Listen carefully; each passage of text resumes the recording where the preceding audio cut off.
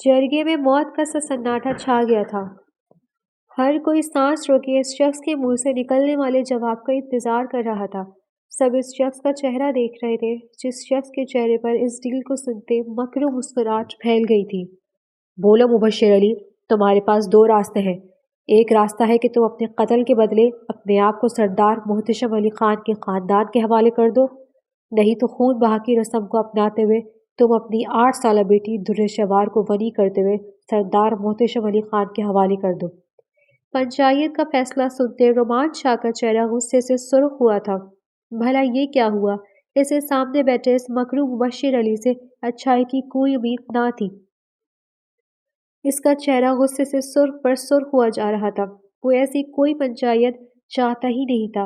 वो सीधे सीधे अपने खानदान का बदला इस मुबश्शिर अली के सीने में गोली मारकर लेना चाहता था, मगर वो क्या ही कर सकता था। बड़ों के फैसले के आगे वो मजबूर था। यहाँ पर किसी भी चीज़ का फैसला जरगा बैठाकर ही किया जाता था, जिसमें बहुत से गलत फैसले भी हो जाते थे, जिस वजह से रोमान शाह पंचायत को अच्छा नहीं समझता था। बोलो मुबश्शिर अली, हमारे पास इतना टाइम नहीं है। सरदार मुहतशिम अली खान गुर्राए थे। सामने बैठा मकरू और गलीज शख्स इनके छोटे और प्यारे बेटे को मार चुका था। इनका बस नहीं चल रहा था कि वो सामने बैठे इस मकरू और फरीबी शख्स का गला अपने हाथ से दबा दें, मगर वो भी क्या कर सकते थे। रीति रिवाजों के आगे वो भी मजबूर थे। इनकी आंखें बर्दाश्त की हद तक सुर्ख हो रही थीं। सामने बैठा वो घटिया शख्स इनकी बर्दाश्त का नाजायज फायदा उठा रहा था। बोलो मुबश्शिर अली। अब के वहां पर मौजूद किसी शख्स की आवाज गूंजी थी। दूसरे ही लबे वो खड़ा होता मुस्कुराया था। मैं अपनी 8 साल बेटी दुर्र शवार को वनी में देने के लिए तैयार हूँ। इसके जवाब पर वहां बैठे तमाम अफराद के चेहरों पर जर्दी फैल गई थी।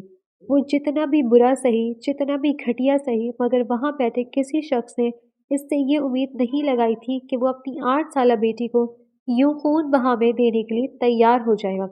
मगर कोई भी ये नहीं जानता था कि सामने बैठा शख्स इंसान के नाम पर शैतान था।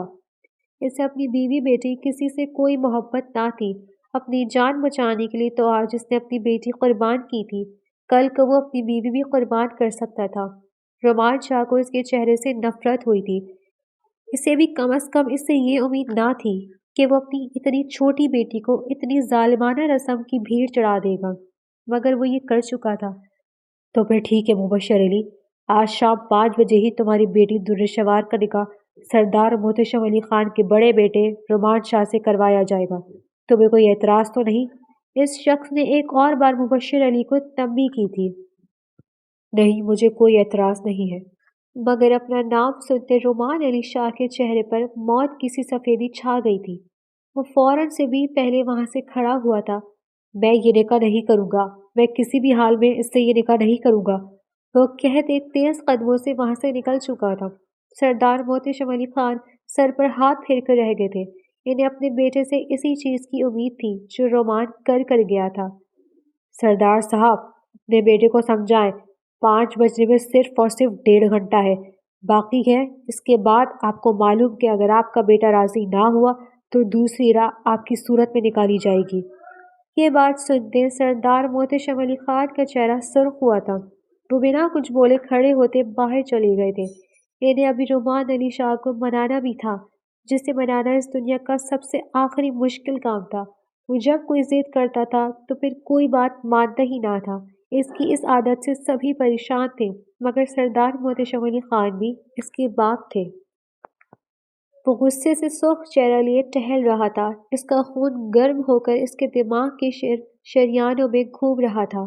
इसका बस नहीं चल रहा था कि वो जाकर मुबश्शिर अली की गर्दन मड़ोड़ दे। इसे जरगे में बैठे हर अफराद पर गुस्सा आ रहा था। कैसी फजूल रस्म थी ये। बनी की भला वो 22 साल का लड़का और वो 8 साल बच्ची, इन दोनों का भी भला कोई जोड़ था। वो चेहरे पर हाथ फेरता अपना गुस्सा कम करने की कोशिश कर रहा था, मगर गुस्सा था कि किसी हाल में कम होने का नाम ही नहीं ले रहा था। अभी वो खड़ा ही था कि इसे अपने पीछे किसी की कदमों की चाप का एहसास हुआ। इसने रुख मोड़ते सरदार मोहतशिम अली खान का चेहरा देखा था। वो इसके पास आते इसके कंधों पर हाथ रख गए थे। ये तुमने क्या हरकत की है रोमान? क्या किया है मैंने बाबा? चाहते हुए भी रोमान शाह अपना गुस्सा कंट्रोल नहीं कर पा रहा था। یوں بیچ جرگے سے اٹھ کر آ گئے۔ تم جانتے ہو یہ کتنی غلط بات ہے۔ بابا آپ نے دیکھا نہیں کہ وہاں کتنا غلط فیصلہ ہو رہا تھا؟ وہ بچی 8 سال کی ہے اور میں 22 سال کا ہوں۔ ایسے کیسے ہو سکتا ہے؟ میں اتنی چھوٹی بچی سے بھلا کیسے نکاح کر سکتا ہوں؟ بیٹا یہ کوئی نارمل نکاح نہیں ہے، وہ لڑکی ونی کی صورت میں تمہاری بیوی بنے گی۔ تم جب چاہو جس سے چاہو اس سے شادی کر سکتے ہو۔ بابا جو بھی ہو وہ بچی بہت چھوٹی ہے، یہ اس کے ساتھ غلط ہے، اور حذیفہ کا قاتل، حذیفہ کا گنہگار تو مبشر علی ہے نا، تو پھر اس کی بیٹی کیوں اس کے گناہ کی سزا لینے ہم تک آئے گی؟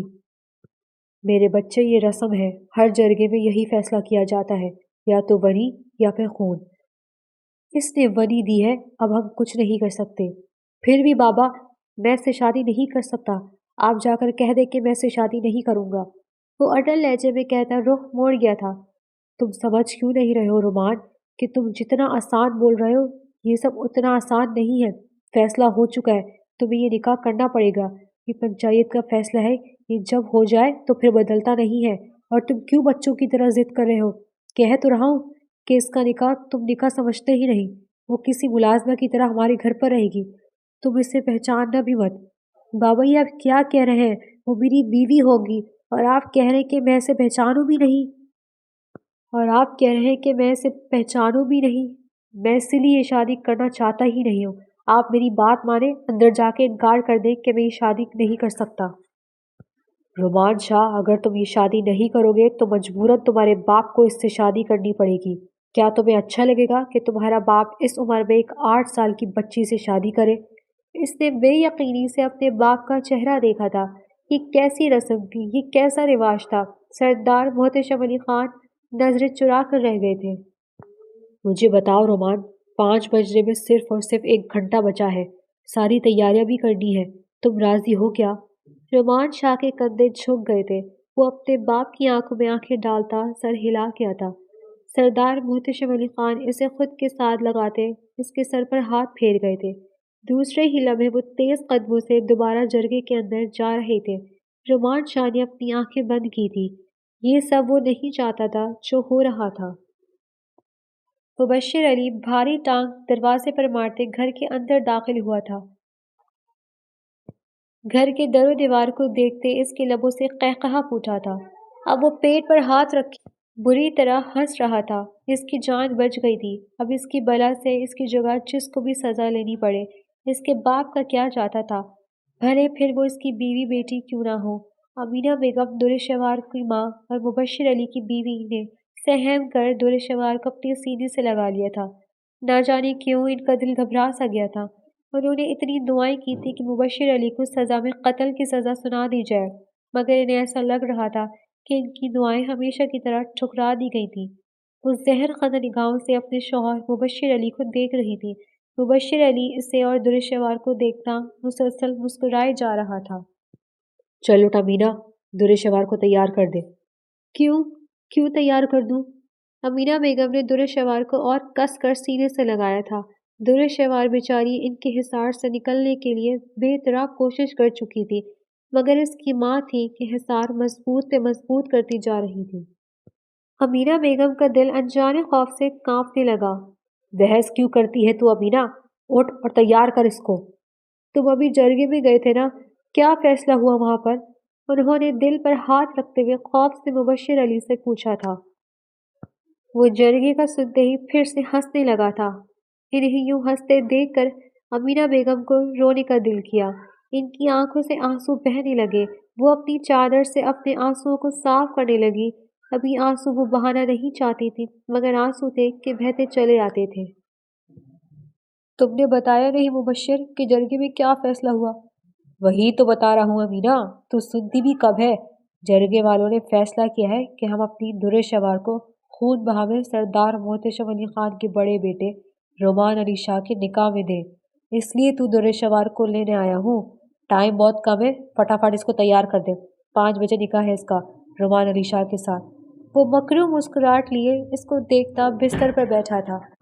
امینہ بیگم کا دل کانپنے لگا تھا۔ انہوں نے اور سختی سے درشوار کو اپنے سینے سے لگایا تھا۔ انہیں اپنے شوہر سے بے تحاشا نفرت تھی، مگر آج اس سامنے بیٹھے گھٹیا انسان سے نفرت اور بڑھ گئی تھی۔ تم کیسے باپو مبشر؟ تمہاری بیٹی ابھی 8 سال کی ہے، تم اپنے قتل کا بدلہ اپنی بیٹی کے سر ڈال رہے ہو؟ تمہارے اندر شرم نہیں ہے؟ امینہ بیگم کی آنکھوں سے آنسو نکلتے دامن میں گرنے لگے۔ مبشر علی کا چہرہ سرخ ہوا تھا۔ مجھ سے بحث مت کر امینہ۔ کیوں بحث نہ کروں تم سے؟ بیٹی ہے وہ میری، اب میں اجازت نہیں دوں گی کہ میری بیٹی کو خون بہا میں دیا جائے۔ تم نے قتل کیا ہے، سزا بھی تمہیں بھگتنی چاہیے۔ میری بیٹی تمہاری سزا بھلا کیوں بھگتے؟ انہوں نے در شوار کو بالوں پر اپنے لب رکھے تھے۔ مبشر علی کا چہرہ سرخ ہوا تھا۔ تو جانتی ہے امینہ، جرگے میں جو فیصلہ ہوتا ہے وہ بدلتا نہیں ہے، اور جرگے میں یہ فیصلہ ہو چکا ہے کہ در شوار رومان علی شاہ کے نکاح میں خون بہا کی صورت میں جائے گی۔ اب فضول کی بحث نہ کر، جا کر اسے تیار کر، ورنہ تیرے لیے اچھا نہ ہوگا۔ تم اور کیا اچھا کرو گے میرے ساتھ؟ تم جیسا گھٹیا انسان جب سے میری زندگی میں آیا ہے، میرے ساتھ بھلا اچھا ہوتا ہے کچھ؟ جس دن تم میرے نصیب میں لکھے گئے، اس دن میرے نصیب پر سیاہی پھیر دی گئی تھی۔ جب تک تم جیسا نالی کا گندا کیڑا میرے نصیب میں رہے گا، تب تک میرے ساتھ کچھ بھی اچھا نہیں ہو سکتا۔ جس دن تم نے میری جان چھوڑ دی، اس دن میرے ساتھ اچھا ہونے لگے گا۔ اتنی دعائیں کی تھی کہ تم جیسے گھٹیا انسان کو جرگے میں موت کی سزا مل جائے، مگر نہیں، تم تو الٹا میری بیٹی لینے آ گئے۔ در شوار کو خون بہا والی بات نے ان کا دماغ اتنا خراب کر دیا تھا کہ وہ بنا سوچے بول رہی تھی۔ امینہ بیگم کی بات سن کر مبشر علی کا چہرہ سرخ ہوا تھا۔ انہوں نے وہیں سے اپنا جوتا اٹھا کر امینہ بیگم کو کھینچ کر مارا۔ وہ جوتا امینہ بیگم کے چہرے پر لگتا نیچے گیا تھا۔ جاہل عورت، اپنے شوہر کے لیے بددعائیں کر رہی ہے۔ ڈوب کے مر جا بدذات۔ بدذات میں نہیں، بدذات تم ہو۔ جس دن سے مجھے اپنی بیوی بنا کے اس گھر میں لائے ہو، میری شخصیت تم نے خراب کر دی۔ دن رات تم مجھے جانوروں کی طرح پیٹتے ہو۔ آئے دن تم کسی نہ کسی کا قتل کر کر گھر پر آ جاتے ہو، پھر اس کے بعد گھر پر آ کر میرے ساتھ تشدد کرتے ہو۔ تمہیں میں بدذات لگتی ہوں؟ تم بدذات ہو، گندی نالی کے کیڑے۔ میرے ماں باپ کو پتہ نہیں تم میں ایسا کیا دکھا تھا کہ مجھے اٹھا کر تمہارے پلے باندھ دیا۔ ارے مجھے پتا ہوتا کہ تم ایسے ہو تو ساری عمر کنواری بیٹھتی، مگر تم سے شادی نہ کرتی۔ امینہ بیگم کی آنکھوں سے آنسو ویسے دامن میں گر رہے تھے۔ وہ کسی حال میں بھی در شوار کو خون بہا میں جانے نہیں دے سکتی تھی۔ ایک ہی تو بیٹی تھی، در شواری تو تھی، جو اس گھر میں ان کی قریب تھی۔ مبشر علی سے پٹنے کے بعد وہ در شوار کے پاس ہی تو جاتی تھی۔ در شوار کے جانے کے بعد ان کا اپنا کوئی نہیں بچنے والا تھا۔ نیچ عورت، میری بیوی ہو کر میرے سے بدتمیزی کر رہی ہے، میری بلی مجھ کو میاؤں۔ وہ امینہ بیگم کے پاس جاتے در شوار کو بالوں سے پکڑ کر الگ کر گئے تھے۔ اب وہ کسی جانور کی مانند امینہ بیگم کو پیٹ رہے تھے۔ امینہ بیگم کی زبان بھی ساتھ ساتھ چل رہی تھی۔ گھٹیا انسان، مجھ پر ہاتھ اٹھاؤ گے تم؟ انہوں نے چولہے سے گرم چمچ اٹھاتے مبشر علی کے پاؤں پہ رکھ دیا تھا۔ مبشر علی بلبلا کر دور ہوا تھا۔ گھٹیا عورت!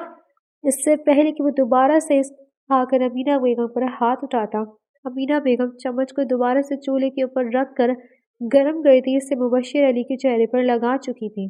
مبشر علی کی لبوں سے کڑاہ نکلی تھی۔ گھٹیا آدمی، اپنی بیٹی کا سودا کر گئے۔ تم ہوتے کون ہو یہ سب کرنے والے؟ میری بچی ہے وہ، تم جیسا گھٹیا باپ خدا کسی کو نہ دے۔ وہ کہتے سائڈ پر تھوک گئی تھی۔ مبشر علی کا چہرہ سرخ ہوا تھا۔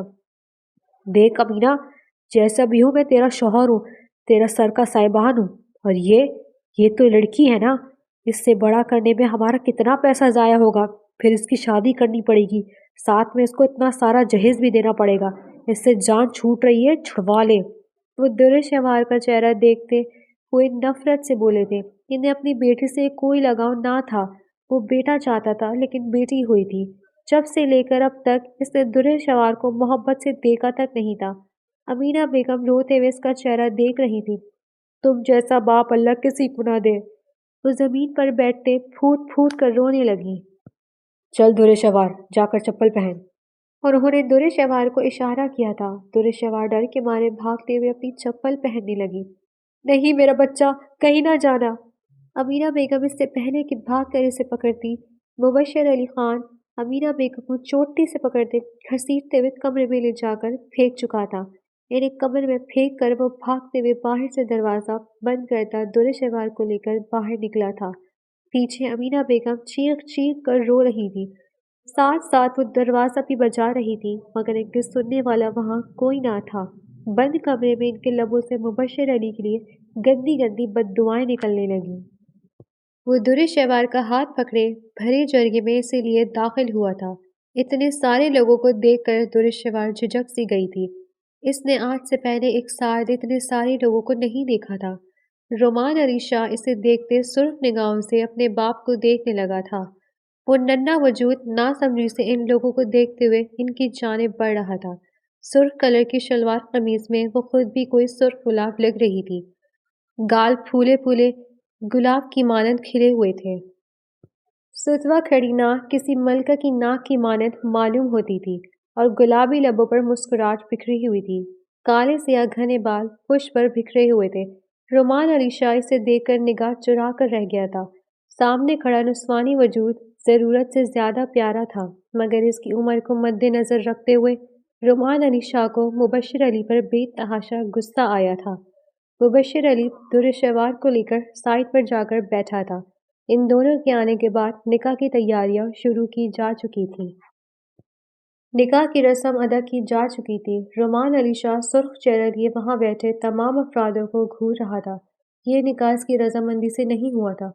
वो इतनी कम उम्र बच्ची से निकाह करने के हक में ना था, मगर अपने बड़े के फैसलों के आगे इसे अपना सर झुकाना पड़ा था। निकाह के बाद एक एक कर तमाम अफराद वहां से जा चुके थे। मुबश्शिर अली भी निकाह के फौरन बाद वहां से खिसक चुका था। अब वहां दुर्शवार, सरदार मोहतशिम अली खान और रुमान अली शाह के अलावा कोई भी ना था। दुर्शवार अपनी आंखों को बड़ा किए आगे पीछे देखने में मसरूफ थी। तभी इसके सामने एक सफेद कलर की बकरी का बच्चा खेलता हुआ नजर आया। इसकी आंखों में इश्तियाक दौड़ा था। दूसरे ही लम्हे वो तेजी से बकरे के बच्चे के पीछे भागी थी। रुमान इसे देख कर रह गया। सरदार मोहतशिम अली खान इन दोनों को एक नजर देखते खड़े हुए थे। रुमान, मैं घर जा रहा हूँ। थोड़ी देर में तुम भी इसे लेकर घर आ जाना। सरदार मोहतशिम अली इसके कंधे पर हाथ रखते वहां से चले गए थे। रुमान दुर्शवार को इस बकरी के बच्चे के साथ खेलता देखने लगा। वो बकरी का बच्चा भाग रहा था और वो हंसते हुए इसके पीछे भाग रही थी। ये देखते हुए इसके लबों पर भी मुस्कुराहट बिखर गई थी। इसे इसके माँ बाप पर गुस्सा आया था। कैसे उन्होंने अपनी इतनी छोटी सी बेटी इतनी खराब रस्म के हवाले कर दी थी। इसने तो सुना था माँ बाप अपने बच्चों के लिए जान भी दे देते हैं, मगर आज इसे ये बात गलत साबित होती हुई महसूस हुई। शाम सर पर आने लगी, वो अपनी शॉल झटक कर कंधों पर डालता दुर्शवार की जानिब कदम बढ़ा गया था। दुर्शवार बकरी के बच्चे को गोद में उठाए खेलने में मसरूफ थी। वो इसके पास आता रुका था। उठो, हमें घर जाना है। सख्त मर्दाना आवाज पर दुर्शवार ने पलट कर इसे देखा था। नहीं, मुझे कहीं नहीं जाना। मुझे अभी इस बकरी के साथ खेलना है। वो उसके मुंह पर इनकार करती दोबारा बकरी के बच्चे के साथ मगन हो गई थी। रोमान सर पर हाथ फेर कर रह गया था। देखो, मेरी बात सुनो। खड़ी हो, हमें घर जाना है। अरे मैंने कहा ना आपसे कि मैं इससे खेल रही हूँ। वो इसको तेज लहजे में कहती दोबारा से अपना सारा ध्यान बकरे पर लगा चुकी थी। रोमान साकित हुआ। छोटी थी मगर हरकतें बीवी वाली ही कर रही थी। दूसरे लम्हे वो झुक कर इस बकरी के बच्चे को उठाकर नीचे रखता इसे खड़ा होने का इशारा करने लगा। दुर्शवार की आंखों में बहुत सा पानी भरा था। अभी तो इसे इस बकरी के साथ खेलने में मजा आ रहा था, और अब वो कह रहा था कि घर जाना है। वो वहीं बैठी धाड़े मार मार कर रोने लगी। रोमान मुंह खोले इसे तक रहा था। अभी बिल्कुल ठीक थी और अब ऐसे रो रही थी जैसे पता नहीं क्या हो गया हो। रोमान को इसका गिरगिट की तरह यूं रंग बदलना हैरत में डाल गया था। मुझे अभी नहीं जाना, मुझे इसके साथ खेलना है। वो बकरी की तरफ इशारा करती दोबारा से रोने लगी थी। देखो, शाम हो गई है, घर जाना मजबूरी है। अभी चलो घर। वो अपने हबालों में हाथ फेरते इससे इल्तिजा करने लगा। 22 साला नौजवान इस 8 साला बच्ची से इल्तिजा कर रहा था। बचपन से लेकर अब तक इसने किसी से यूं इल्तिजा नहीं की थी, बल्कि वो तो बेहद जिद्दी था। मगर अभी वो सामने बैठे वजूद से क्या ही जिद लगा था। नहीं, मुझे इसके साथ खेलना है। वो इसके इनकार करने पर पांव रगड़ रगड़ कर और धाड़े मार मार कर रोने लगी। रुमान अपने मुंह पर हाथ फेंक कर रह गया था। दूसरे हिला में वो झुक कर इसे गोद में उठाता गाड़ी की जानिब बढ़ने लगा। در شوار اب بھی چیخ چیخ کر اس بکری کے بچے کے لیے رو رہی تھی۔ وہ اس کو گاڑی میں بٹھاتا خود ڈرائیونگ سیٹ پر آ کر بیٹھا تھا۔ وہ اب بھی یوں ہی رونے میں مگن تھی۔ کافی دیر رو چکنے کے بعد وہ اپنی سرخ آنکھیں رومان پر گاڑ گئی تھی۔ رومان بیچارہ گڑبڑا کر رہ گیا تھا۔ تم ہو کون جو مجھے یوں اٹھا کر لے کر جا رہے ہو؟ در شوار یہ سوال کرتی ہوئی اسے کہیں سے بھی 8 سال کی نہ لگی تھی۔ تمہیں تمہارے باپ نے نہیں بتایا کہ میں تمہارا لگتا کیا ہوں؟ نہیں، تم بتاؤ تم کون ہو؟ بس یہ سمجھ لو کہ میں تمہارا اپنا ہوں۔ جیسے تمہارا باپ تمہاری ماں کا تھا ویسے ہی میں تمہارا قریب ہوں۔ اچھا تو مطلب تم میرے بھائی ہو؟ استغفر اللہ۔ اس کی اس بات پر رومان کا چہرہ سرخ ہوا تھا۔ بیوقوف لڑکی، بھائی نہیں شوہر ہوں تمہارا۔ اچھا جیسے امی کے ابا تھے ویسے تم میرے وہ ہو؟ وہ اشتیاق سے رومان کا چہرہ دیکھ رہی تھی۔ ہاں۔ رومان ایک لفظی جواب دیتے ڈرائیونگ میں مصروف ہو گیا تھا۔ مطلب کہ تم بھی مجھے جانوروں کی طرح مارو گے جیسے ابا اماں کو مارتے ہیں؟ رومان نے اس کے چہرے پر نظر ڈالی تھی جیسے مبشر علی سے اسی چیز کی امید تھی۔ نہیں، وہ کہتا رخ موڑ گیا تھا۔ در شوار دلچسپی سے رومان کا چہرہ دیکھ رہی تھی۔ رومان اس کی نظریں اپنے اوپر اچھے سے محسوس کر رہا تھا۔ میری بات سنو۔ وہ اپنے ننھے ہاتھوں سے اس کا ہاتھ تھام کر بولنے لگی۔ رومان نے اس کی طرف دیکھا تھا۔ اماں کہتی ہیں کہ جو شوہر ہوتے ہیں وہ بہت اچھے ہوتے ہیں۔ تم تو میرے شوہر ہو نا، تم تو اچھے ہو نا۔ اس کی بات پر رومان کی بولتی بند ہوئی تھی۔ اس کا رشتہ کوئی عام میاں بیوی والا نہیں تھا۔ بولو نا، کچھ پوچھ رہی ہوں تم سے۔ اس کے کہنے پر رومان نے اسبات میں سر ہلایا تھا۔ تو دیکھو، مجھے وہ بکری کا بچہ بہت پسند ہے۔ کیا تم مجھے ویسا بچہ لا کر دو گے؟ وہ چہرے پر نرم مسکراہٹ لیے اس کا چہرہ دیکھ رہی تھی۔ رومان نے کوئی جواب نہیں دیا۔ بولو نا، تم تو میرے پیارے شوہر ہو نا، اچھے ہو نا۔ شوہر تو اچھے ہوتے ہیں، بیوی کی بات مانتے ہیں۔ کیا تم میری بات نہیں مانو گے؟ لا دو گے نا؟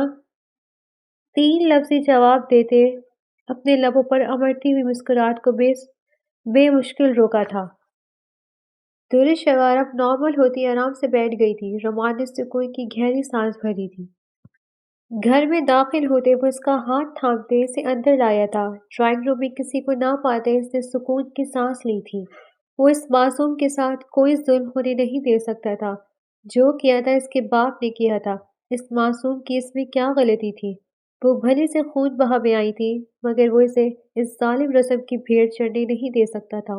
وہ اس کا ہاتھ تھامے اسی لیے سیڑھی کی جانب بڑھا تھا۔ در شوار کے سسکنے پر وہ وہیں رک گیا تھا۔ کیا ہوا؟ اس نے نرمی سے اس کا چہرہ دیکھتے سوال کیا۔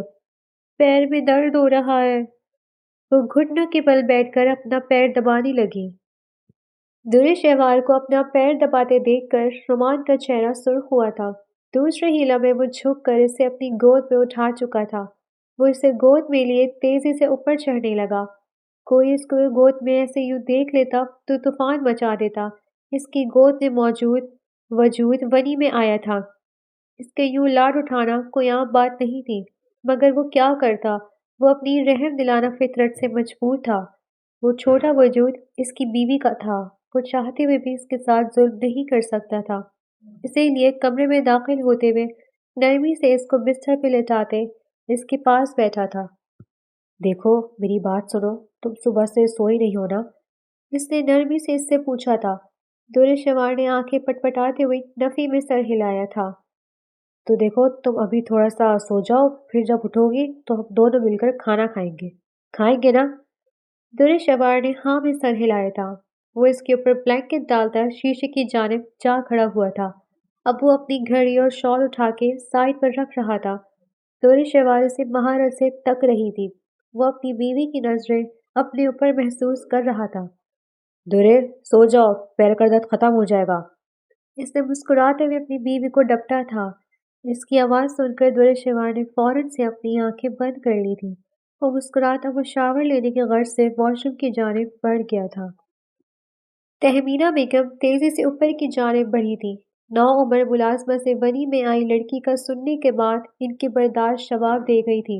ان کا لاڈلا بیٹا اس لڑکی کے باپ نے چھین لیا تھا۔ وہ اس لڑکی کو بھون ڈالنا چاہتی تھی۔ ساتھ میں انہوں نے ملازمہ کو گرم تیل لانے کا بھی بولا تھا۔ وہ رومان کے دروازے پر پہنچی تھی، اس کا دروازہ تیز تیز بجانے لگی۔ دور شوار جو ابھی سوئی تھی ہڑبڑا کر اٹھی۔ دروازے کو اتنی تیز تیز بجتے دیکھ کر وہ چھل کر بیڈ سے نیچے اتری تھی۔ دوسرے ہی لمحے وہ تیز قدموں سے دروازے کی جانب جاتی دروازہ کھول چکی تھی۔ تہمینہ بیگم اسے دیکھتی سرخ نگاہوں سے کمرے کے اندر آئی تھی۔ اسے دیکھ کر خون کھولنے میں اضافہ ہوا تھا۔ دوسرے ہی لمحے وہ اسے بالوں سے پکڑتی اس کے نازک گالوں پر ایک زوردار تھپڑ جڑ چکی تھی۔ تھپڑ کی تاب نہ لاتے دور شوار زمین پر منہ کے بل گری۔ اس کے چہرے پر بے حد تیز چوٹ آئی تھی۔ وہ زمین پر گرے گرے پھوٹ پھوٹ کر رونے لگی۔ تہمینہ بیگم زمین پر گھٹنوں کے بل بیٹھتی اسے کھڑا کر کر دوبارہ اس کے چہرے پر تھپڑ مار گئی تھی۔ وہ اپنے منہ پر ہاتھ رکھتی دھاڑے مار مار کر رونے لگی۔ کہاں وہ شوہر صاحب، کہاں وہ شوہر صاحب، دیکھو آ جا جلدی سے۔ وہ چلا چلا کر رومان کو بلا رہی تھی۔ اتنے لوگوں میں سے صرف رومان سے ہی اپنائیت محسوس ہو رہی تھی۔ نوعمر ملازمہ ہنستے ہوئے یہ سب دیکھ رہی تھی، جبکہ تہمینہ بیگم اسے رومان کو اس لفظوں سے بلاتے دیکھ کر اور غصے میں آئی تھی۔ دوسرے ہی لمحے وہ اسے بالوں سے پکڑ کر کھڑا کرتی۔ ملازمہ سے وہ گرم تیل لے کر اس کی ہتھیلی آگے کرتے اس کی ہتھیلی پر وہ تیل ڈال چکی تھی۔ ایک فلک شگاف چیخ دور شوار کے لبوں سے جاری ہوئی تھی۔ دوسرے ہی لمحے وہ اپنے ہاتھ پر پھونک مارتی چیخ چیخ کر رونے لگی۔ رومان باہر سے آتی آوازوں پر جلدی جلدی کپڑے پہنتا باہر آیا تھا۔ باہر کا منظر دیکھ کر اس کی آنکھیں سرخ ہوئی تھیں۔ دوسرے ہی لمحے وہ بھاگ کر دور شوار کے پاس گیا تھا۔ دور شوار کا سرخ بازو دیکھ کر اس کی آنکھوں میں خون اتر آیا تھا۔ دیکھو میاں صاحب، انہوں نے میرے ہاتھ کا کیا حل کیا۔ دور شوار نے ہچکی لیتے اسے اپنا سرخ پڑتا ہاتھ دکھایا تھا۔ اس نے اپنی سرخ نگاہیں تہمینہ بیگم پر گاڑی تھی، جو کینہ توز نگاہوں سے دور شوار کو تک رہی تھی۔ ابھی یہ کیا کیا آپ نے؟ اس نے تیز لہجے میں اپنی ماں سے سوال کیا تھا۔ وہی کیا جس کی یہ حقدار تھی۔ اس کے باپ نے میرے بیٹے کو کھا لیا ہے۔ یہ اس گھر میں سکھی کیسے رہ سکتی ہے؟ میں اسے گھر میں کبھی بھی نہیں سکون سے رہنے دوں گی۔ ابھی اس کے باپ نے کیا ہے جو کیا ہے، اصولت بدلہ اس کے باپ سے لینا چاہیے، اس سے نہیں۔ اس کی کیا غلطی ہے؟ اتنی سی ہے یہ، آپ ایسا کیسے کر سکتی ہے؟ اس کے لہجے میں زبانوں کا دکھ پھولا تھا۔ اسے اپنی ماں سے یہ امید نہ تھی۔ تم اس وری میں آئی لڑکی کے لیے اپنی ماں سے بدتمیزی کر رہے ہو؟ تہمینہ بیگم کو صدمہ پہنچا تھا۔ بیوی ہے میری، جس میں بھی آئی ہو اب یہ میری بیوی ہے، اور میں اس کے ساتھ ظلم بالکل بھی برداشت نہیں کروں گا۔ اور یہ بات آپ بھی سمجھ لیں اور سب کو بھی سمجھا دیں۔ آج برداشت کر لیا ہے، لیکن آج کے بعد اگر میری بیوی کے ساتھ کسی نے بھی کچھ کیا تو مجھ سے برا کوئی نہیں ہوگا۔ سرخ لہجے میں وہ غراتا ہوا کہیں سے بھی رومان نے نشان نہیں لگا تھا۔ مگر یہ تمہارے بھائی کے خون کے بدلے آئی ہے، تم اس کے ساتھ اتنا اچھا رویہ کیسے رکھ سکتے ہو؟ اب بھی وہ میری بیوی ہے، اور میں اپنی بیوی کو کسی برے حال میں یہاں نہیں چھوڑوں گا۔ میری بات آپ غور سے سن لیں، میری بیوی کے ساتھ اگر دوبارہ کسی نے کوئی بھی ظلم کرنے کی کوشش کی تو میں اسے چھوڑوں گا نہیں۔ وہ تیز لہجے میں بولا تھا۔ تہمینہ بیگم سرخ نگاہوں سے اس کا چہرہ دیکھتی تیز قدموں سے اس کے کمرے سے نکل گئی تھی۔ وہ کمرے کو لاک کرتا تیز قدموں سے دور شوار کے پاس آیا تھا۔ شوہر صاحب، دیکھو تمہاری ماں نے میرے ہاتھ کا کیا حل کیا ہے۔ وہ روتے ہوئے شکوہ کی نگاہوں سے رومان کو دیکھتے ہوئے اس سے اس کی ماں کی شکایت کر رہی تھی۔ رومان کے لبوں پر مسکراہٹ پھیل گئی۔ دور شوار سے ہنستا دیکھ کر ناراضگی سے رخ موڑ گئی۔ ایک تو پہلے ہی ہاتھ میں اتنا درد ہو رہا ہے، اوپر سے شوہر صاحب میرا مذاق اڑا رہے ہیں۔ اس کے منہ سے اپنا اتنا پیارا نام سن کر رومان کا چہرہ کھلنے لگا تھا۔ وہ شوہر صاحب کرتی اسے بڑی اچھی لگی تھی۔ تیز قدموں سے ڈریسنگ روم کی جانب بھاگا تھا۔ تھوڑی دیر میں وہ میڈیکل باکس لیے باہر آیا تھا۔ اب وہ زمین پر بیٹھے نرمی سے اس کے ہاتھ کے زخم پر وہ ٹیوب لگا رہا تھا۔ دیکھنا یہ صبح تک بالکل ٹھیک ہو جائے گا، اور یہ داغ بھی صبح تک چلا جائے گا۔ نہیں جائے گا شوہر صاحب، دیکھو میرا اتنا پنک ہاتھ تھا، پورا لال کر دیا آپ کی امی نے۔ وہ شکوہ کنہ نگاہوں سے دوبارہ سے اس کی اماں کی شکایت کرنے لگی۔ وہ مسکرا کر اسے دیکھتا، اس کی ہتھیلی کو اپنے ہاتھ میں لیتا، اس کے زخم پر اپنے لب رکھ گیا تھا۔ 8 سالہ دور شوار کو اس وقت اس بوسے کا مطلب معلوم نہیں تھا، مگر پھر بھی اس کے گال کسی گلاب کی مانند کھلنے لگے تھے۔ رومان اسے گلاب کی مانند لال پڑتے دیکھ کر گہری سانس بھر کر رہ گیا۔ وہ اب بھی بری طرح رونے میں مصروف تھی۔ ٹیوب لگانے کے بعد ہاتھ میں جلن تھوڑی کم ہوتی محسوس ہوئی تھی، مگر گالوں میں اب بھی بے تحاشا درد ہو رہا تھا۔ تہمینہ بیگم نے بڑی بے دردی سے اس کے چہرے پر تھپڑ مارے تھے۔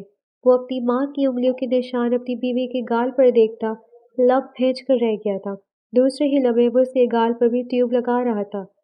سوری میری چھوٹی سی بیوی، آئندہ ایسا نہیں ہوگا۔ وہ نرمی سے اسے گود میں اٹھائے بستر پہ لے آیا، اس کے ساتھ بیٹھا تھا۔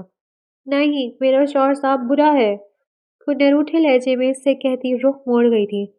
رومان کے لبوں پر مسکراہٹ پھیل گئی تھی۔ چھوٹی بیوی عمر میں چھوٹی ضرور تھی، مگر روٹنے میں ماہر تھی۔ اچھا میری چھوٹی سی بیوی، میں کان پکڑ کے معافی مانگتا ہوں، معاف کر دو۔ وہ کان پکڑ کر اس کے سامنے آیا تھا۔ نہیں، ہم اپنے شوہر صاحب کو صرف ایک ہی شرط پر معاف کریں گے، نہیں تو ہم معاف نہیں کریں گے، وہ کہتے دوبارہ سے رخ موڑ گئی تھی۔ رومان گہری سانس بھر کر اس کے سامنے آیا تھا۔ بولو، کیا شرط ہے؟ وہ اپنی چھوٹی سی بیوی کو خود سے ناراض نہیں کر سکتا تھا۔ پتہ نہیں وہ یہ سب کیوں کر رہا تھا، مگر اس کی چھوٹی سی بیوی اس سے ناراض ہو جاتی یہ اسے منظور نہ تھا۔ وہ اس کے کہنے پر تیر کی تیزی سے اس کی جانب اپنا چہرہ کر گئی تھی۔ پھر ہم سے وعدہ کریں شوہر صاحب کہ اب آپ ہماری بات مانیں گے۔ وہ اپنا چھوٹا ہاتھ اس کے سامنے کر گئی۔ رومان نے مسکراتے ہوئے اس کے ہاتھ پر اپنا ہاتھ رکھا تھا۔ ہاں، میں تمہاری شرط پوری کروں گا، میں تم سے وعدہ کرتا ہوں۔ وہ اس کی بات سنتے بچوں کی طرح خوش ہوتے ہوئے اس کے پاس آتی اس کی گود میں بیٹھ گئی تھی۔ رومان سانس روک کے اس کا چہرہ دیکھے گیا تھا۔ آپ کو پتہ ہے نا شوہر صاحب، ہم کو وہ سفید والا بکری کا بچہ بہت پسند ہے۔ وہ اس کے چہرے پر اپنے ننھے ننھے ہاتھ رکھے اس سے پوچھ رہی تھی۔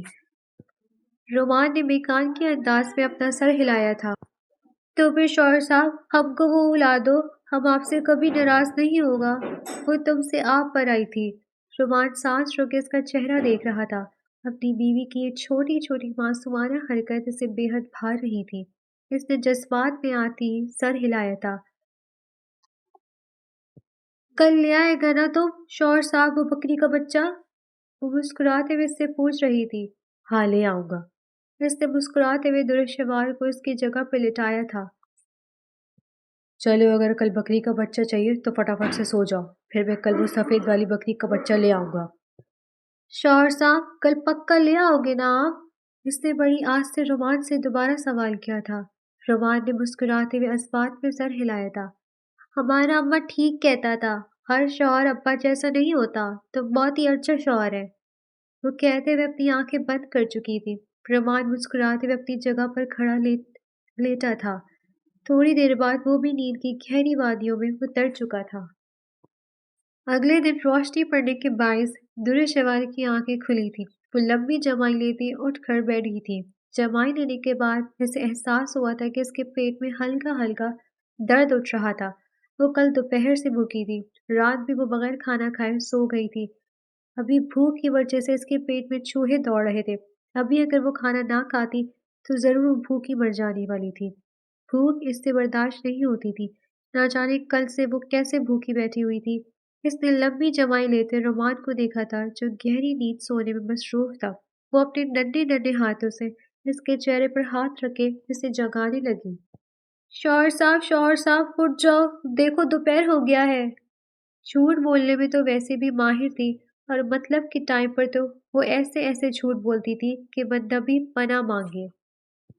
رومان دوسری جانب کروٹ بدل کر سو گیا تھا۔ درشوار اسے کروٹ بدل کر سوتے دیکھ کر اداس ہو گئی تھی۔ دوسری ہی لمحے وہ دوبارہ سے اس کے چہرے پر ہاتھ رکھتی اسے اٹھانے لگی۔ شوہر صاحب اٹھ جانا، ہم کو بھوک لگ رہی ہے۔ مگر رومان گہری نیند میں مصروف تھا۔ شوہر صاحب اٹھو نا، دیکھو تو تمہارا ماں ہم کو مار رہا ہے۔ بھوک کی وجہ سے اس کا لہجہ بھیگنے لگا۔ رومان اس کی آواز سنتے ہڑبڑا کر اٹھ بیٹھا تھا۔ اپنی بیوی کا جھوٹ سنتے اس کے کان سرخ ہوئے تھے۔ اس سے پتہ چل گیا تھا کہ اس کی بیوی اب اول نمبر کی جھوٹی تھی۔ اپنے مطلب کے لیے تو وہ شاید زندہ انسان کو بھی مردہ بنا سکتی تھی، اور مردہ انسان کو بھی زندہ کر کے لا سکتی تھی۔ جھوٹ کیوں بولا درشوار؟ आप उठ ही नहीं रहा था शौहर साहब, देखो हमके पेट में कितना दर्द हो रहा है। वो रोमान का हाथ थामती अपने पेट पर रख चुकी थी। रोमान करंट खाकर अपना हाथ पीछे कर गया था। इसका चेहरा सूख पड़ गया था। देखो ना शौहर साहब, वो दोबारा से इसका हाथ अपने पेट पर रखती इस एहसास दिलाने लगी। क्या देखो दुरुशवार, देखो कि हमारे पेट में कितना भूख है, हमको भूख लग रहा है। इसने बेचारगी से रोमान से कहा था। रोमान अपने सर पर हाथ फेर कर रह गया था। इसे बुरी तरह शर्मिंदगी होने लगी थी। रात में सो जाने की वजह से वो इसे खाने का नहीं कह सका था। अभी इसे शर्मिंदगी हो रही थी। अच्छा तुम फ्रेश हो जाओ, फिर हम नीचे चलते हैं, सबके साथ बैठकर नाश्ता करेंगे। शौहर साहब, वहां तो आपका अम्मा भी होगा, वो हमको फिर से मारेगा। इसके चेहरे पर खौफ देखकर रोमान गहरी सांस भर कर रह गया। दुर्शवार, बुरी बात, ये ऐसे कहना कितना बुरा लग रहा है। हमारा अम्मा, वो आपकी भी तो अम्मी है ना। मेरी अम्मी आपकी भी तो अम्मी हुई ना। शौहर की अम्मी तो बीवी की भी अम्मी होती है। तो अगर आप इनको अम्मा बोलेंगी तो आपके शौहर साहब को अच्छा लगेगा। क्या आप अपने शौहर साहब के लिए इतना कर सकती हो? वो इसके नन्हे नन्हे हाथों को अपने हाथों में लिए बड़ी मोहब्बत से इससे पूछ रहा था। हम इनको अम्मा तो कह देगा शौहर साहब, मगर आपका अम्मा हमको मारता भी तो है ना। आई प्रॉमिस, वो मेरी छोटी सी बीवी को अब नहीं मारेंगी। वो इसके नन्हे हाथ पर अपने लफ रख गया था। ठीक है, फिर आपकी अम्मा को अपनी अम्मा कह देगा, इसने एहसान अजीम करते हुए रोमान से कहा था। रोमान मुस्कुरा दिया। चलो जल्दी से फ्रेश हो जाओ, फिर नीचे चलते हैं नाश्ता करने। तुरशवार इसकी बात सुनकर अस्बात में सर हिलाती छलांग लगाकर बिस्तर से नीचे उतरी थी। इससे पहले कि वो वॉशरूम जाती दोबारा इसकी जानिब भाग कर आई थी। रोमान इसकी जानिब देखने लगा कि ऐसी क्या बात थी मोहतरमा को याद आ गई जो वो दोबारा इससे कहने आई थी। शौहर साहब, आपको याद है ना आपने रात हमसे एक वादा किया था? कैसा वादा? रोमान ने मुस्कुराते हुए इससे देखा था। देखा, आप भी सारे शौहरों जैसा है, एक ही दिन में भूल गया कि हमने आप क्या बोला था। वो रूठती हुई इससे पहले कि वहां से जाती, रोमान इसे अपने सीने से लगा गया था।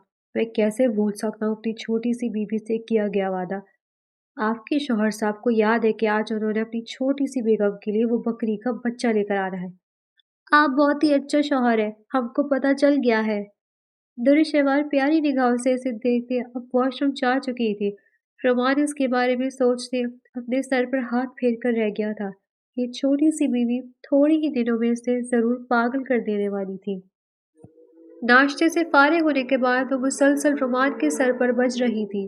शौहर साहब जाओ ना, कब जाएगा तुम? वो तंग आकर इसके पास आई थी। रोमान मुस्कुरा दिया। तुमसे अब सिर्फ तुम पर आना इसकी बीवी को बहुत अच्छे से आता था। बस जा रहा हूँ मेरी जान, थोड़ा सा काम कर लूँ। चले जाओ ना पहले शौहर साहब, फिर आकर जितना काम करना हो कर लेना, हम तुमको तंग नहीं करेगा, वादा करता है। मगर पहले तुम वो सफेद वाला बकरी लेकर आओ। इसने उंगली के इशारे से इसे वो बकरा याद करवाने की कोशिश की थी। रोमान मुस्कुराते हुए खड़ा हुआ था। वो जानता था कि अब अगर वो बकरा लेने नहीं गया तो इसकी छोटी सी बीवी इसकी जिंदगी जहन्नुम बना देगी। इसीलिए वह बाकी का काम बाद के लिए उठाते खड़ा हुआ था। वो तैयार होते मुसलसल दुरे शवार को टहलते देख रहा था। दुरे मेरी जान, बैठ जाओ। नहीं, पहले तुम हमारे लिए वो बकरी लेकर आओ, फिर हम बैठकर इसके साथ बहुत सारा खेलेगा। रोमान इसकी बेचैनी भांपते मुस्कुरा रहा था। दूसरे ही लम्हे वो शॉल अपने कंधों पर पहनता बाहर चला गया था। इसकी बीवी की ख्वाहिश थी, इसे पूरी तो जरूर करनी थी ना। तकरीबन 3 घंटे बाद इसकी हवेली वापसी हुई थी। वो मुस्कुराते कदमों से अपने कमरे की जानिब बढ़ा था। अपनी छोटी सी बीवी को वो एक बेहद खूबसूरत सा सरप्राइज देने वाला था। कमरे के अंदर दाखिल होता वो मुस्कुराया था। बिस्तर के बीचों बीच वो ब्लैंकेट अपने ऊपर डाले गहरी नींद सो रही थी। वो उसे देखता मुस्कुराते हुए उसके पास आया था। वो उसके बराबर बैठता इसके चेहरे पर अपना हाथ रख गया था। दुरे, दुरे मेरी जान। वो इसके 5 आवाजें देने के बाद हड़बड़ा कर उठी थी। शौहर साहब, क्या तुम हमारा बकरी का बच्चा ले आए? इसने उठते साथ पहला सवाल रोमान से यही किया था। रोमान को इससे यही उम्मीद थी। वो मुस्कुराते हुए इस बात में सर हिला गया। हाँ, ले आया हूँ। वाकई ले आया? इसके तुमसे दोबारा आप पर आने पर रोमान कह कहाँ लगाकर हंस दिया। हाँ मेरी जान, आओ तुम्हें दिखाकर ले आओ। وہ فٹافٹ سے بستر سے نیچے اتری تھی۔ رومان تیز قدموں سے اس کے آگے آگے چل رہا تھا۔ وہ رومان کو تیز چلتے دیکھ کر رکی تھی۔ رک جاؤ شوہر صاحب، ہمارا بات سنو۔ اس کے کہنے پر رومان نے سوالیہ نگاہوں سے اس کے چہرے پر گاڑی تھی۔ نیچے بیٹھو۔ وہ ہاتھ کی انگلی سے اسے نیچے بیٹھنے کا اشارہ کر رہی تھی۔ رومان نہ سمجھی سے اسے دیکھتے اس کے قدموں میں بیٹھا تھا۔ ہم کو اپنا گود میں لو۔ اتنی تیز چلتا ہے اب ہم تو چل ہی نہیں پا رہا ہے ویسے۔ اس کے بعد پر رومان مسکرا دیا تھا۔ دوسرے ہی لمحے وہ اسے اپنی گود میں اٹھا چکا تھا۔ اسے لے کر سیڑھی سے اترتے وہ گارڈن میں آیا تھا جہاں اس نے اس کے لیے ایک چھوٹا سا سرپرائز رکھا ہوا تھا۔ وہ اسے گارڈن میں لا کر گود سے اتارتے اس کی آنکھوں میں اپنا ہاتھ رکھ گیا تھا۔ تھوڑا آگے لے جانے کے بعد وہ اس کی آنکھوں سے ہاتھ ہٹا چکا تھا۔ اپنے سامنے 3 بکری کے گلابی بچوں کو دیکھ کر دورشوار کو یقین نہ آیا۔ شوہر صاحب، کیا یہ واقعی 3 ہیں؟ اس نے بکری کے بچوں کی جانب اشارہ کرتے رومان سے پوچھا تھا۔ رومان نے ہنستے ہوئے ہاں میں سر ہلایا تھا۔ شوہر صاحب، کیا تم واقعی ہمارے لیے 3 بچہ لائے ہو؟ ہاں میری جان، 3 لائے ہو۔ اب تم ان تینوں کے ساتھ مل کر مزے سے کھیلنا۔ وہ ہنستے ہوئے اس کے بالوں کو سمیٹ گیا تھا۔ شوہر صاحب، تم بہت اچھا ہے، تم بہت اچھا ہے، تم بہت زیادہ اچھا ہے، وہ کہتے اس کے سینے میں لپٹ گئی تھی۔ رومان کا دل بے حد تیزی سے دھڑکا تھا۔ ہمارا اماں ٹھیک کہتا تھا کہ ہمارا شوہر بہت اچھا ہوگا اور اب بہت اچھا ہے، وہ کہتے اس کے گال پر بوسہ دے گئی تھی۔ رومان کا دل تیزی سے دھڑکنے لگا۔ وہ اس کی گود سے اترتی تیزی سے بکری کے بچوں کی جانب بھاگی تھی۔ رومان وہیں گارڈن میں بیٹھے اسے بکری کے بچوں کے ساتھ کھیلتا دیکھنے لگا۔ اتنی خوشی وہ اسے بے حد پیاری لگ رہی تھی۔ رومان کو احساس ہوا تھا کہ سامنے کھڑے وجود کے لیے وہ اپنے دل میں محبت کے احساس محسوس کر رہا ہے۔ وہ اس کی بیوی تھی، وہ یہ محسوس کر سکتا تھا۔ اس کے لبوں پر بے حد خوبصورت مسکراہٹ پھیل گئی تھی۔ چاہنے کا احساس بے حد خوبصورت تھا۔ کافی دیر بکری کے بچوں کے ساتھ کھیلنے کے بعد وہ تھک ہار کر اس کے پاس آئی تھی۔ رومان اسے دیکھتے ہی مسکرایا تھا۔ تھک گئی میری چھوٹی سی بیوی؟ وہ اس کے چہرے پر ہاتھ رکھتا اس کے بال سمیٹ گیا تھا جو پھیل کر اس کی پیشانی سے چپک گئے تھے۔ اوپر چلے اب؟ اس نے نرمی سے دورشوار سے پوچھا تھا۔ ہم کے پاؤں میں بہت درد ہو رہے شوہر صاحب، ہمیں اپنے گود میں اٹھا لے جاؤ۔ اس نے آنکھیں بند کرتے سفید جھوٹ رومان سے بولا تھا۔ اسے رومان کی گود میں بہت مزہ آتا تھا اور رومان سمجھ چکا تھا کہ اس کی بیوی اس سے جھوٹ بول رہی ہے۔ وہ مسکراتے ہوئے جھک کر دورشوار کو اپنی گود میں اٹھا چکا تھا۔ سیڑھی چڑھتے ہوئے اس کی تہمینہ بیگم نے دیکھ لیا تھا۔ ان دونوں کو یوں دیکھ کر تہمینہ بیگم کا چہرہ سرخ ہوا تھا۔ انہیں اپنا بیٹا چونو کا غلام بنتے ہوئے پسند نہیں آیا تھا۔ وہ اتنی چھوٹی سی لڑکی کے لیے چونو کا غلام بن جائے گا، یہ تو ان میں سے کسی بھی نے بھی نہیں سوچا تھا۔ وہ کمرے میں داخل ہوتے نرمی سے اسے بستر پہ لٹا چکا تھا۔ بھوک لگ رہی ہے میرے بچے کو؟ وہ اس کے پاس بیٹھتے نرمی سے اس سے پوچھنے لگا۔ وہ نفی میں سر ہلائے اس کے ہاتھوں کو تھام گئی تھی۔ ہم کو نیند آ رہا ہے شوہر صاحب، ہم کو سلا دو، اس نے آنکھیں بند کرتے رومان سے کہا تھا۔ رومان نرمی سے اس کے بالوں میں انگلیاں پھیرنے لگا۔ تھوڑی دیر میں دورشوار گہری نیند میں جا چکی تھی۔ وہ اس کا چہرہ دیکھتے مسکرایا تھا۔ دوسرے ہی لمحے وہ جھک کر اس کی پیشانی چوم گیا تھا۔ تم اتنے سے ٹائم میں میرے بے حد پاس آ چکی ہو، اب میں تمہیں چاہ کر بھی خود سے دور نہیں کر سکوں گا، وہ کہتے دوبارہ سے اس کی پیشانی چوم گیا تھا۔ آگے کیا ہونے والا تھا یہ تو آگے ہی پتہ چلنا تھا۔ ڈیئر ریڈرز، یہ تھا آج کا ہمارا انٹرسٹنگ ناول۔ مزید ایسے انٹرسٹنگ ناولز ہمارے چینلز پر ڈیلی سننے کے لیے چینل کو سبسکرائب کریں، ویڈیو کو لائک کریں اور کمنٹ سیکشن میں اپنی رائے لازمی دیں۔